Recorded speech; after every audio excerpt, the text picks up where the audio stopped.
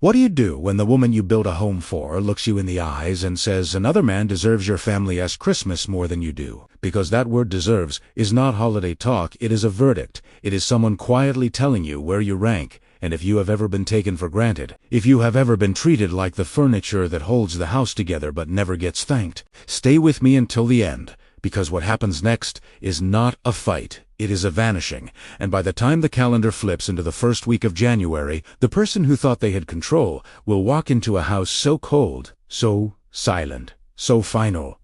They will finally understand what it feels like to lose the one person they assumed would never leave here as the promise of this story. You are going to see exactly how a marriage can end without screaming, without doors slammed, without public drama. You are going to see how disrespect can be louder than rage. You are going to see what happens when a man stops arguing for a seat at a table that no longer wants him there, and if you are the kind of person who needs a reminder that dignity matters, that love without respect is a slow kind of starvation, then you are exactly where you need to be. Because this is not just a story about Christmas. This is a story about being replaced while you are still standing in the room. It started on a Tuesday that looked like every other Tuesday, a normal kitchen, a normal light buzzing softly overhead, a normal dinner on the table that someone did not appreciate. Because normal is invisible until it disappears, I came home from work with my tie loose, and my head still filled with deadlines.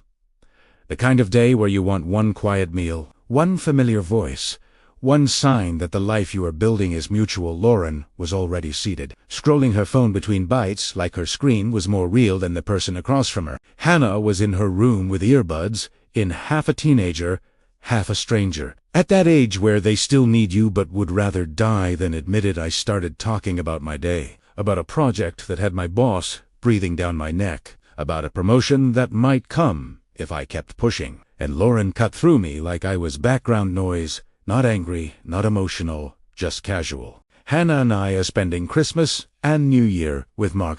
I stopped mid-sentence. The fork in my hand felt heavier than it should have. I set it down slowly and listened to the silence inside my own chest. Christmas and New Year. With her ex, with a man who used to be her husband, and still acted like he owned the place. In her memory, the whole break. I asked, keeping my voice steady. She did not even look up. Mark is not just my ex. She said he is Hannah's father. Her authentic dad. That word authentic hit like something designed to leave a bruise. I had raised Hannah for years. I had done the homework, help, the ride pickups, the doctor visits. The middle of the night fevers. I had paid the mortgage, kept the utilities on, fixed what broke, carried what needed carrying, and now I was being told I was not the real thing. Just the man who filled the space until the real one wanted it back for the holidays. I tried again, slower. Like maybe, if I spoke carefully enough, she would hear how cruel it sounded. I have been here. I said every day. Lauren laughed a short, sharp laugh. Helped, she said. You helped like you were doing us a favor. Then she leaned back and said it like a fact that required no apology. You are the stand-in. There are insults that make you explode, and there are insults that make the room go cold, even though the temperature does not change. That one did the second thing, because in that moment I did not feel anger, I felt clarity. Lauren kept going. Already planning. Mark is taking Hannah skiing. Aspen. His parents rented a cabin. Big family thing. A proper Christmas proper. Like the Christmas mornings we had. The gifts I wrapped after midnight. The pancakes I burned on purpose so Hannah could laugh and steal the good ones. Like those years were practice runs that did not count. Lauren shrugged when I asked what I was supposed to do. For the 2.5 weeks, they would be gone whatever. She said, watch football, you will like the quiet. Then she added the final dismissal. The one that is not about the trip, but about the way she saw me honestly. You are too passive. You accept everything. I looked at her and asked a question that felt like a door-closing fight. For what? For what exactly? You just told me. I am a stand-in, so what am I supposed to fight for? A role you already gave away. Lauren froze for a second. Not angry, just caught, as if she expected me to beg to be chosen, as if my dignity was supposed to be negotiable. She started to say something. Something soft like that is not what I meant, but we both knew it was. Then Hannah walked in, backpack on one shoulder, phone in her hand. Already living somewhere else. She did not say hello. She glanced at her mom and said, Mom, you told him yet? Lauren nodded. Hannah finally looked at me like she was doing me a favor. Dad got us passes for Aspen, she said, meaning Mark. Not me, his family rented this sick cabin. Then she smiled at her phone again and added, "It is going to be nice having a proper Christmas for once. For once, that sentence should have started a war instead." I felt something in me turn quiet and solid, because arguing with someone who has already replaced you is like yelling at a closed door and calling it conversation. I nodded once. Sounds nice, I said. Loren watched me like she wanted a reaction she could frame as the problem when it did not come. Her eyes narrowed. "You are just okay with this?" I met her gaze. "Okay," I said, not because I approved. Because I had just made a decision I was not going to announce at the dinner table. And here is the part people do not understand until it happens to them. Sometimes the calm is not acceptance. Sometimes the calm is departure happening quietly inside. A person that night I went into the garage and sat in my truck with the engine off, hands on the steering wheel, staring at nothing, no music, no phone calls, just the sound of my own breathing and the question I should have asked myself years earlier. How long have you been surviving on scraps of respect? 20 minutes passed like that, and in those 20 minutes, the anger burned down into something cleaner, a plan 6 months earlier. A recruiter from Sydney had reached out a relocation offer, a pay bump, a real position, a clean start. I turned it down because I told myself my family needed me, because I believed showing up mattered, because I thought steady love would eventually be enough to be valued in the glow of my phone screen. I opened that email thread again. I scrolled through the polite follow-ups. I ignored, "We would love to have you on the team. Let us know if you reconsider." I did not feel dramatic. I felt done. I hit reply and typed 2 words. I accept. My thumb hovered for a breath, then pressed send when I walked back inside. The house looked the same, but it did not feel like mine anymore. Lauren was on the sofa scrolling social media, like the conversation was finished. "I said I was going to bed," she murmured fine without looking up upstairs.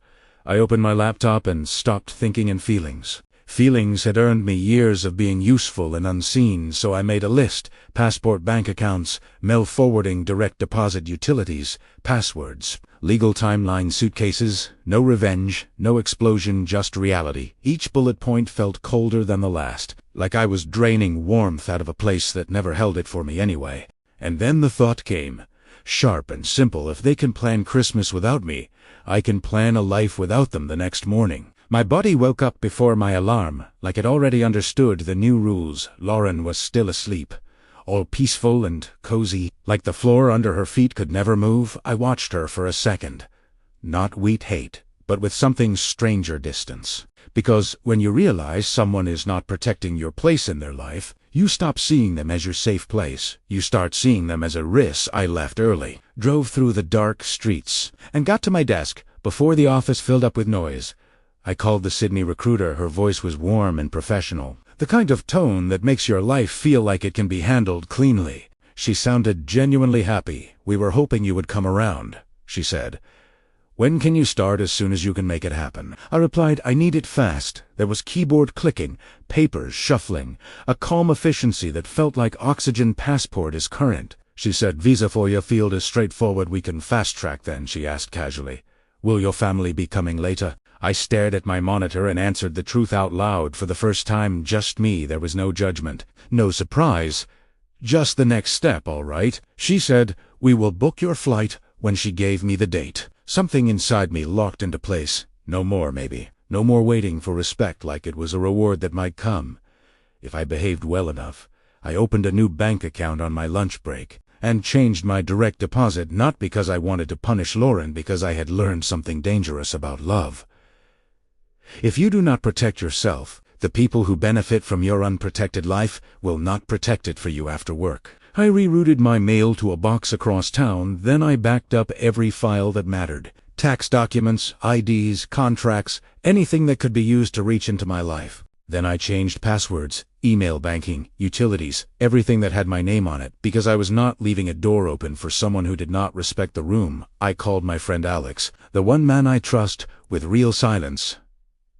"I need divorce papers drafted." I said. No story, no speech, just clean paperwork. Alex asked if I was sure. I told him.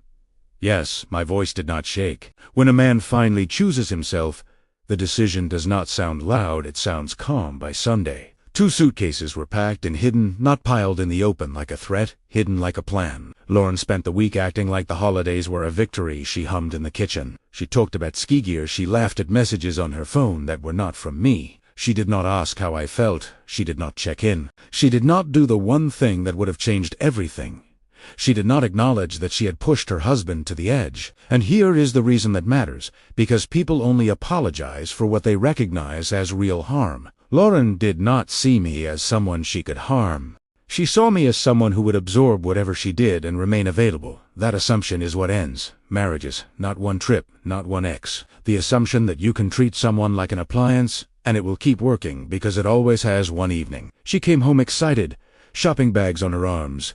Cheeks pink from the cold aspen is finalized, she said. Mark's parents are so excited to see Hannah, it is going to be really special. She said it like she was telling me good news. Then she looked at me and said something that made my stomach tighten. You have been weirdly calm. I nodded, just accepting reality. I said. Her shoulders loosened, relief flashing across her face.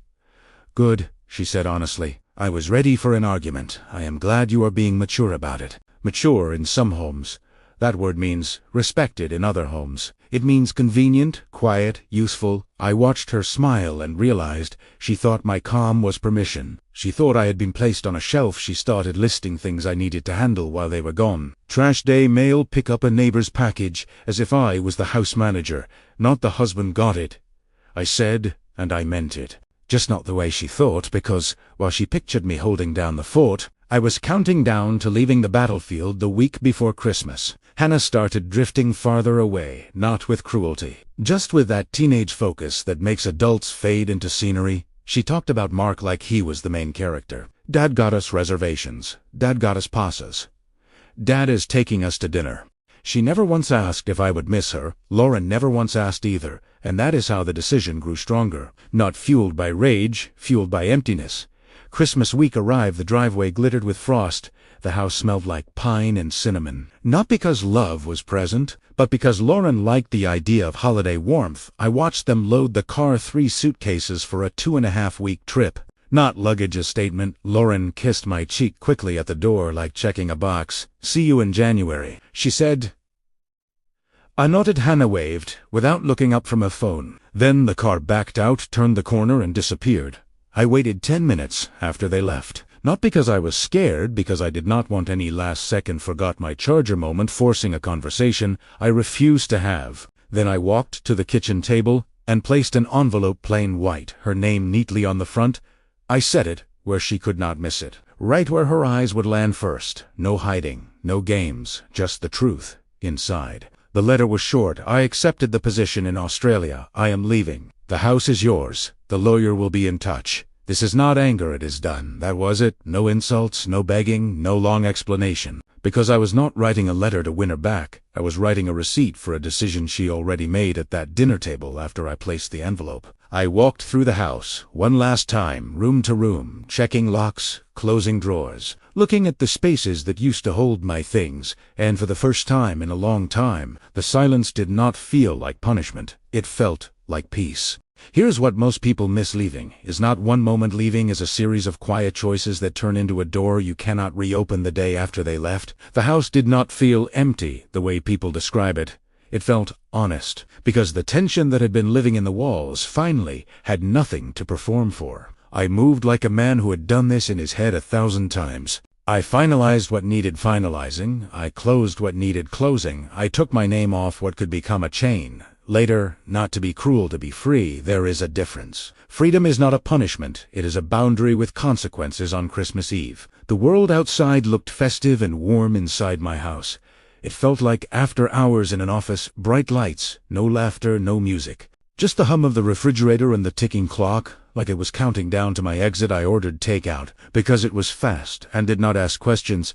I ate at the kitchen counter, without plates, without ceremony, because ceremony is for people who feel included. My phone buzzed with notifications from Lauren's social posts, snow cabin fireplace, Hannah smiling. Mark's family gathered like a perfect picture, captions that used the word family like it was obvious I was not part of it. That is what broke something final in me, not that they were happy, but that they were broadcasting their happiness like the missing piece was irrelevant. That is when I turned off notifications, not out of spite, out of self-respect. Christmas night. Lorraine finally called, not to check on me, not to ask if I was okay. Her voice was rushed, breathy, like she was squeezing me in between dessert and laughter. "Hey," she said. "Sorry we have not called. It has been crazy. Hannah is having the best time in the background." I heard clinking glasses and voices, and I heard Mark's voice close to her phone, comfortable, like my living room was his territory again, even from 1,000 miles away. "How was your Christmas?" Lauren asked. But she did not wait for the answer. "Quiet," I said. "You should have gone to your brother's," she replied. Like I had misplaced myself then, she said. "We are heading to dinner. Talk soon." And she ended the call. No, I miss you, no. Thank you. No acknowledgement that she had just removed her husband from the holiday and replaced him with her past. I stared at the dark screen and finally said the truth to myself without flinching. I am not loved here, I am used. The next morning, I loaded my suitcases into the car before sunrise. The air was cold and sharp. The streetlights made everything look unreal at the airport. The boarding pass felt like proof I was not imagining this Sydney, Australia. Printed bold an ocean between me and the life that was shrinking me while I waited. I did one last check.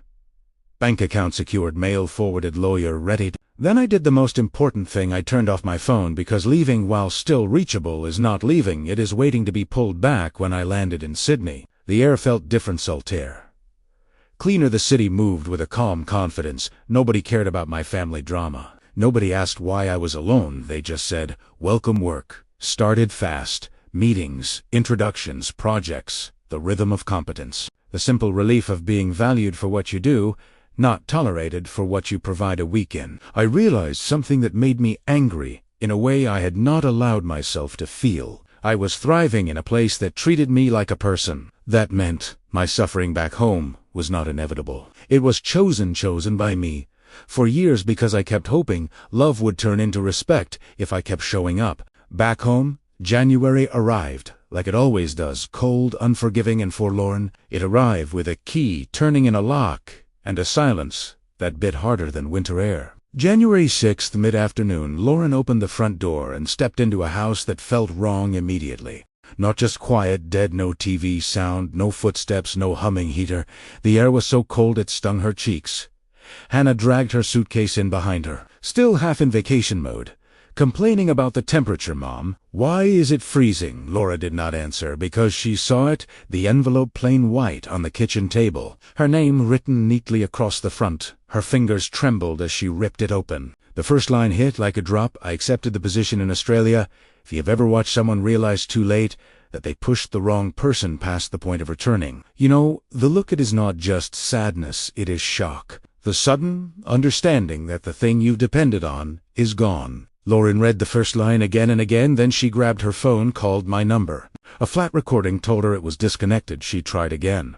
Faster, same dead voice. Then she texted, "Where are you?" The message failed. No delivered. Just nothing.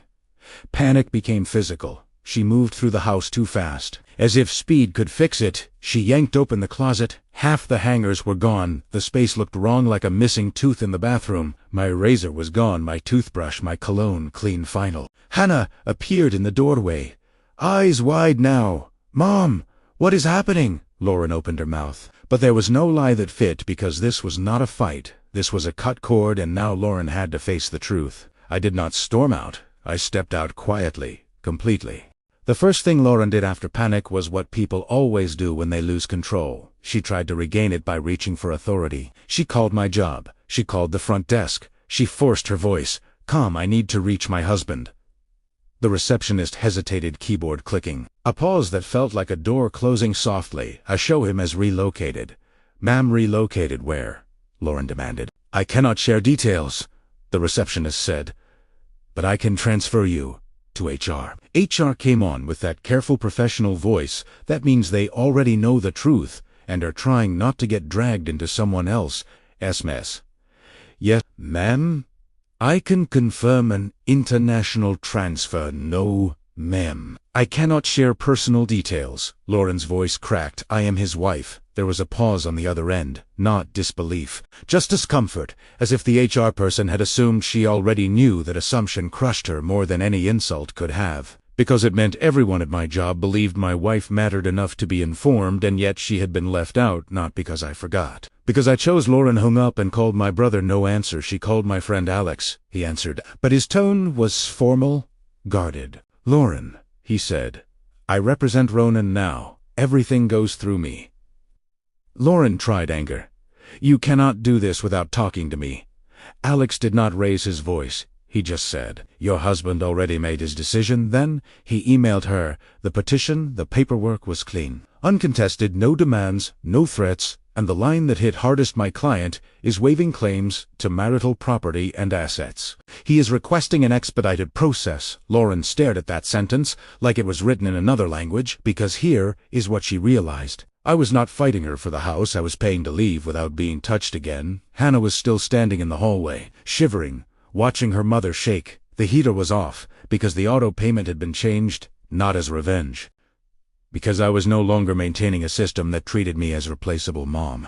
Hannah said quietly, is he coming back? Lauren tried to smile, tried to shape a lie, but her face could not hold it. Weeks passed, and reality arrived the way it always does in bills. The mortgage payment, that Lauren never thought about, failed. Insufficient funds. Utilities warned of shut-off internet, threatened disconnection. The first time her card declined at the grocery store, she felt a humiliation that did not care about her feelings. Because bills do not respond to tears, they respond to payment. Lauren learned quickly that stability is invisible until it is gone. She called Mark for help, and this is where the story turned from painful to revealing, because Mark, the man who deserved Christmas, did not want January. He just wanted to avoid the bills, the stress, and the work. He wanted the photos in the cabin and the feeling of being the hero without carrying the weight. Mark sighed on the phone, like she asked for something unreasonable. That's not on me. He said, I pay my child support. That is what I am obligated to do. Lauren's voice went small. We might lose the house, Mark said.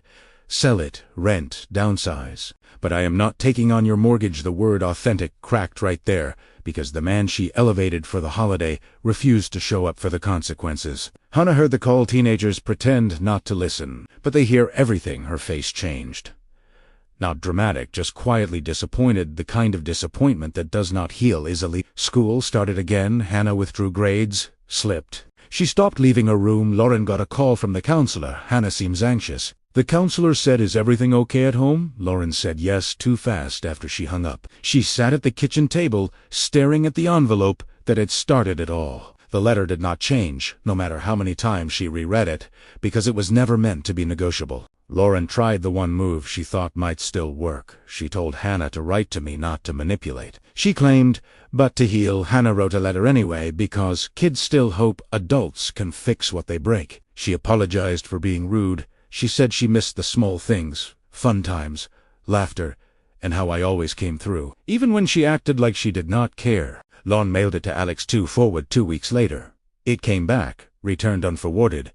Inside was a note. Polite and brutal. Continuing contact would only make the transition harder for everyone. Hannah saw it on the counter. She did not need the full explanation. She looked at her mom with eyes that suddenly looked older than 14. He does not want us anymore. Right? Lauren tried to protest, but the truth was heavier than any excuse, because the clean break does not care who cries. It cares who chooses life. In Sydney kept moving. I didn't dwell in darkness every night. I worked and stayed active. I ate meals that did not taste like disappointment. I met people who did not know my old story. And slowly, that was the point. I was no longer living as a supporting character in someone else's narrative then. One Tuesday at lunch, my phone buzzed with a number I did not recognize. I stared at it and felt a familiar tension. I answered anyway. Hello, Lauren's voice came through. Shaki, fast-breathing Ronan. It is me. How did you get this number? I asked. I called your office. She said, I told them it was a family emergency. Family emergency. The words sounded like manipulation. Dressed as concern, I closed my office door quietly and asked one question. What do you need? Lauren cried. I cannot do this. She said, I cannot just sign away 6 years, I said calmly. You did that at the dinner table. You just did not use paperwork. Her voice sharpened. You abandoned us. I repeated, Hannah has her authentic dad. You made that clear. Lauren rushed words out. Hannah is struggling. She keeps asking about you. We are losing the house, please. I did not raise my voice. I did not insult her, I said, the truth that ended the conversation. Sell it. Rent it. Downsize. That's your reality now. I already gave you the house. I am not giving you my life. Again she cried harder. You are punishing Hannah for my mistake, I said. I am not punishing anyone. I am removing myself from a place where I could do everything right and still be the stand-in. When are you coming back? She demanded. Like control was her last oxygen. I'm not doing it, I said. The contract's too long, and I'm going for the permanent option. Just watch me. After, I said, watch me. The silence on the line was different. Not anger, not bargaining. It was the sound of someone realizing they cannot pull a person back once that person has decided. Their dignity matters more than comfort. Lauren whispered a question that sounded like she finally understood what she lost. Did you ever love me? That question is dangerous because it tries to make the past erase the present. And it deserves honesty, yes. I said I did, and that is why this took so long, because I kept believing love could survive disrespect if I kept being patient. I paused, then said the part she needed to hear, even if it hurt. I turned Sydney down 3 times, 3 because I thought keeping this family together mattered, because I thought being steady would earn me a place. But I am done being second in my own life. Lauren tried to negotiate with softness. Can I call again in a few weeks? Maybe when things calm down? No. I said what? She whispered, this is the conversation. I replied after this, everything goes through the lawyers. Then I gave her the boundary that mattered most. Do not call my office again. Do not call my family. And do not use Hannah as a bridge. Do not make her carry adult guilt. Do not turn her into a messenger to reopen a door you closed. Lauren went quiet. Then she said, so that is it. That is it. I replied. I ended the call without drama because the cleanest break is not loud. It is final a month later. The signed documents arrived, a clean PDF, a timestamp, no courtroom, no screaming, no back and forth, because I did not want revenge. I wanted distance. 2 weeks later, it was finalized. I was sitting near the harbor with food getting cold in my hand when the last notification came in, dissolution complete. I stared at it for a moment and felt my shoulders drop. Not fireworks, not victory, just peace. The peace of not auditioning for love, the peace of not begging to be respected, the peace of no longer being a stand-in back home. Lauren had to rebuild in a life where control did not equal love. The bills forced her to see the labor she never respected. Hannah Estison forced her to see the cost of calling someone authentic while treating someone else as disposable. Mark S. Refusal to carry the weight forced her to see the difference between holiday presents and real partnership. And here is the final truth that makes this story sting and heal at the same time. People do not value what you do until you stop doing it. But you are not a machine. You are not a resource. You are a person. And a person has a breaking point where staying becomes self-betrayal. If this message touched you, subscribe not for me, but for you. Because if this resonated, it means you are awake to something most people ignore until it destroys them. Respect is not optional. Dignity is not extra. And love without honor is just a slow way to disappear now. If you want the next story that hits just as hard, the one where the person who thought they had all the power realizes too late they were standing on someone else's loyalty, it is waiting for you right now on the channel. Go watch it next and let it remind you of one thing. Never fight for a seat at a table that keeps proving you are not welcome, because the moment you choose yourself, everything changes. If you want me to continue extending this to reach the full 60,000 characters, exactly, reply with continue, and I will keep expanding it in the same voice and pacing until it hits the target length.